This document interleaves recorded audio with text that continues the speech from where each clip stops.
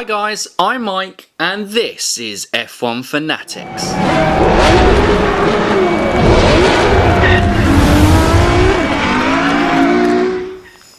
So guys, welcome back to F1 Fantasy Weekly, the place where you can get all the F1 fantasy content and news that you could possibly want. Well, that's at least how we like it. As you'll see, I'm alone. As you'll hear, I am alone this week, and Sebastian Vettel has finally scared off all my co-hosts. No, Stephen is just busy at work this week, so he wasn't able to take part in recording. So, you are just stuck with me this week, suckers. So I'm going to take you through our Sochi review.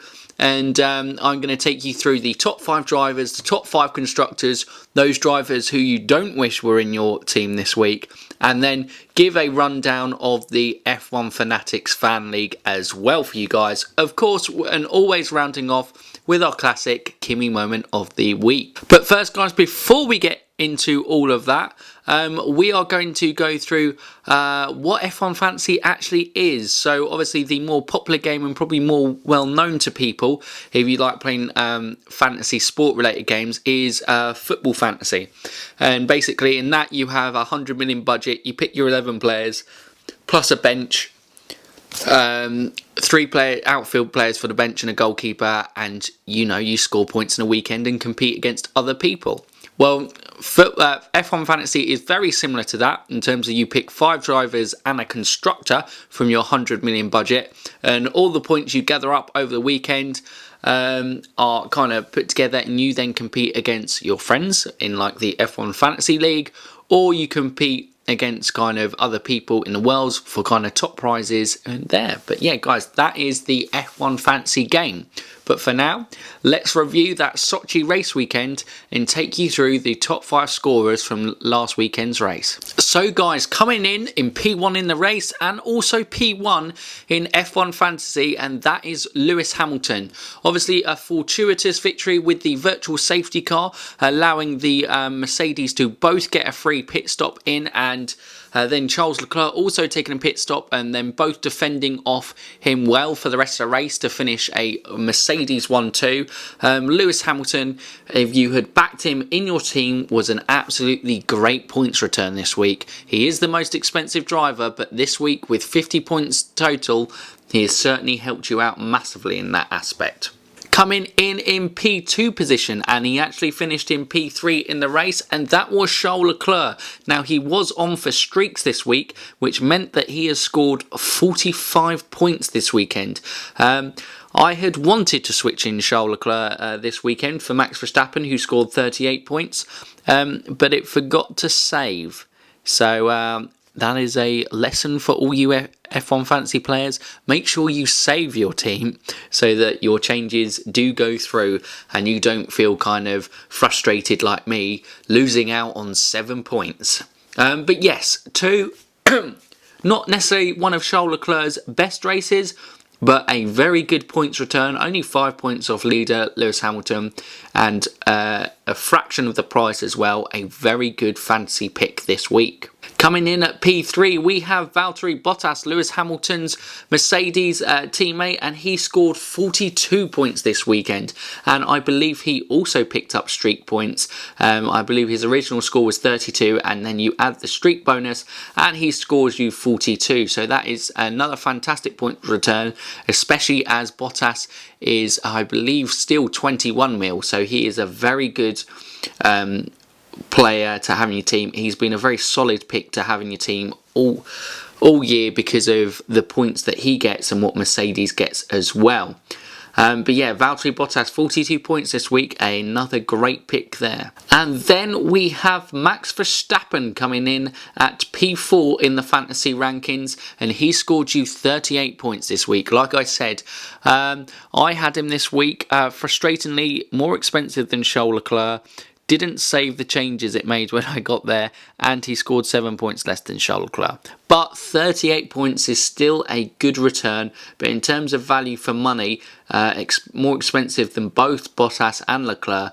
Not necessarily the best value for money pick this week, Max Verstappen. And then rounding up the top 5 guys, it is Alexander Albon, and he scored you 22 points. And if you turboed him, he was the highest turbo you could get, well, joint highest with Sergio Perez.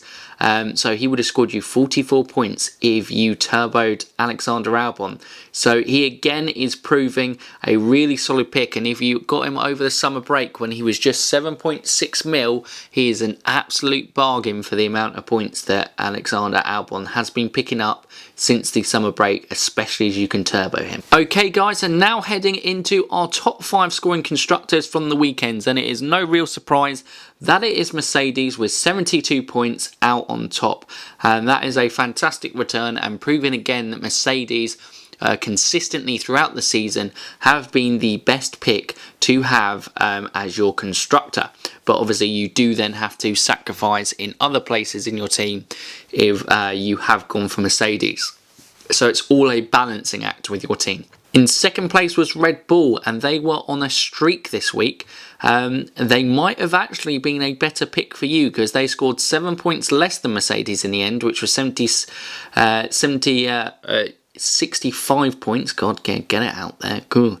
This is what happens if I'm alone. I just kind of start bumbling on by myself. Anyway, in comparison to Mercedes' 31.8 million cost, a Red Bull cost you 24.2 million, so only losing out 7 points for that. For the extra money you could have spent on drivers is potentially would have been a very good pick this week. It'd be interesting to see whether our leaders in the league of Tamaco Playtech Super Life or Death Eaters was able to capitalise on that. So in P3 we had Ferrari. They scored 36 points at 29.3 million. Maybe third highest point scorer in the constructors, but if you had them it would be a terrible pick for you this week. Not a great points return and a lot of money from your budget being used up there. Moving into P4 we have Racing Point. They scored 26 points for your 10.5 million that you'd have to spend on them.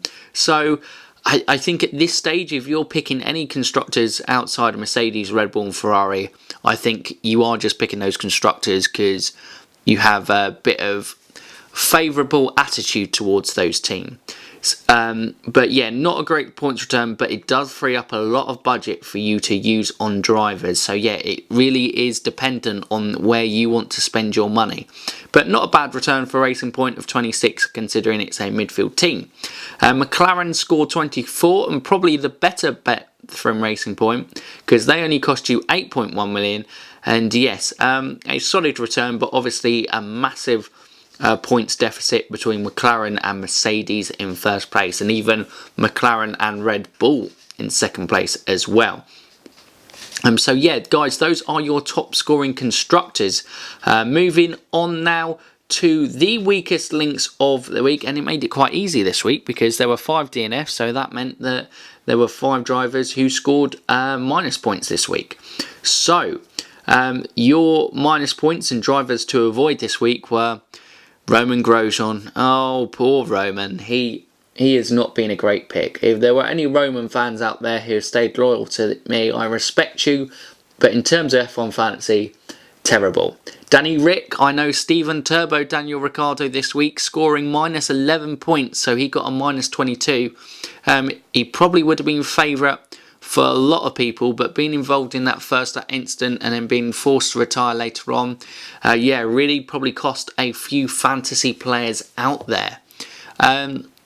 Also, you had the 2 Williams. I know a lot of people have been using Russell and Kubica as the kind of cheap options to kind of get you a consistent points because they've always finished, but they both had to retire. So yeah, massive points deficits there. I think George Russell actually got a minus 12 as well, so really not good for those of you who had George Russell in your team.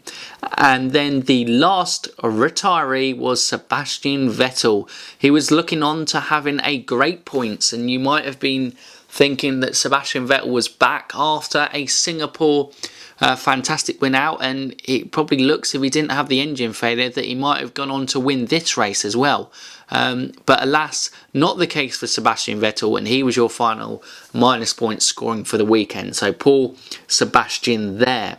So guys, that rounds up the point scoring review from the Sochi Grand Prix. We are now going to take a look at our F1 Fanatics Fan League and give you an update on there. So Tomako Playtech Super Live still remains in the lead and maintains his lead of over 100 points. He is having a great second half to the season here. We'll run through, as it's the top 5, his entire team. So he's on 887 points in the league.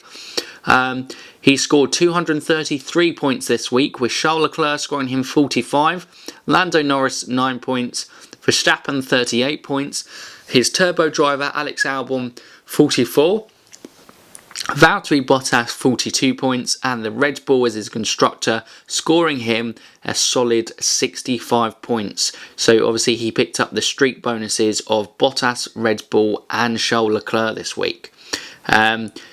But he wasn't actually able to extend his lead. Well, I suppose he kind of was, because second place was Dominic, who actually is first overall in the rankings. So that is very impressive from you, Dominic, but just his points overall in the second half of the season isn't as good as the first half. So he has scored 204 points this week. Again, has Max Verstappen, Valtteri Bottas 42 and Charles Leclerc. Big point scorers there. That's 3 out of the top 4 drivers, so that's a very good return there. Lando Norris 9 points. His turbo was Alexander Albon 2, scoring him 44 points. But where he really lost out this week and majorly on the points was he had Ferrari as his constructor. And at one point it looked another Ferrari 1-2 and would have looked an absolute great pick. But unfortunately with that MG UK failure for Sebastian Vettel, it massively hindered his fantasy points. Then we come into third place, and I am actually joint second, actually, so there isn't actually a third place, it's joint second between me and Dominic, as I had a very good points return this weekend, scoring 238 points, so actually the highest scorer in the league this week, with my team of Valtteri Bottas, Max Verstappen and Alexander Albon as my turbo driver, so that was 42, 38, 44, but I also was able to manage to score 22 points with Sergio Perez and 20 points with Carlos Sainz, and then with the Mercedes constructor, the only one to have that out of the top 3, getting maximum 72 points, I just about keep in touch with those guys who are doing absolutely fantastic in the overall league as well. Then we move into fourth place, and that is just a mid-table Ferrari team, and that is Steven. He scored 175 points this week. Charles Leclerc scoring him 45 points, Carlos Sainz 20, Alexander Albon 22, Danny Rick, that minus 22 points there, really hurting him with turboing Danny Rick and getting those minus 11 points for the retirement. Max Verstappen completed his driver lineup with 38 points, and he also had Mercedes with 72. So really the big damage from getting a good week was Daniel Ricciardo getting him at those minus 22 points. But his score is 667 overall, and just a reminder, the Death Eaters and me are both locked horns on 783 points. Moving on to fifth, and this is Mark from Beyond the Grandstand. He has scored 643 points in total, and he had a total of 130 points this week. Lando Norris scored 9 points, Sainz 20 points. He also turboed Daniel Ricciardo, so a big hit there with a minus 22. Valtteri Bottas, Charles Leclerc with 42 and 45 points respectively. And again, favouring that Ferrari, and that hit him badly this week with that Vettel retirement, so only 36 points there. And now guys, we will just round off the remaining 5 teams. I will just go give their points score in the league, and then their points scored this weekend, as well as their highlight score of the week. So in 6th place, still just about keeping touch with Stephen and Mark in the league, is Katie with her team It Is I. She is on 588 points, and she scored 133 points this week, and the highlight for her was Kevin Magnussen turboing in at 32. Her actual highlight was Charles Leclerc scoring 45 points, but K-Mag is Katie's favourite driver, so she'll be very happy to get a good points return from K-Mag this week as her turbo driver. Moving on to 7th position, and that is Zach with 518, so quite a big gap there. So we seem to the league to be kind of split into 3 teams now, with Tamaco Playtech Super Live, the Death Eaters, and my team, Ferrari to win, maybe I like Lewis. And then the next 3 of just a mid-table Ferrari team, Brawn GP, and It Is I coming in next, and then the bottom 4 are kind of in a league of their own at the moment. And so Zach's is on 518 points. This week he was able to score 186. Highlight for him was Charles Leclerc on 45 points, and he also had a Turbo Signs which scored him 40, which was a decent return from a turbo driver. Then you have Force Lebanon Ferrari on 517 points, so very close between him and Zach there. He was only able to score 157 points this week, and the highlight of his team was the Charles Leclerc. His turbo driver of Kimi Raikkonen, getting him 18 points wasn't a great return, and Renault's his constructor scoring 5 points really hit Heidi hard. Then we have the F1 debate show, and they are on 478 points. 180 points this week. Highlight for them was probably the Alexander Albon Turbo, a safe choice there, and the McLaren Constructor at 24 points cost them, but not too bad considering they went for a mid-table team. Then to round off, we have Ash with the F1 Fanatics team on 441 points, and oh dear.